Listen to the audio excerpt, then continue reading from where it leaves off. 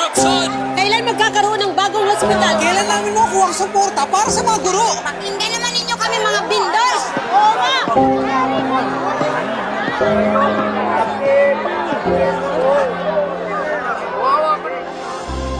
Ate Sara, gusto ko po mag-aral. Kaya, Liz? Edukasyon, Biskaya. May libreng gamot po? Kaya dis? This, kaya.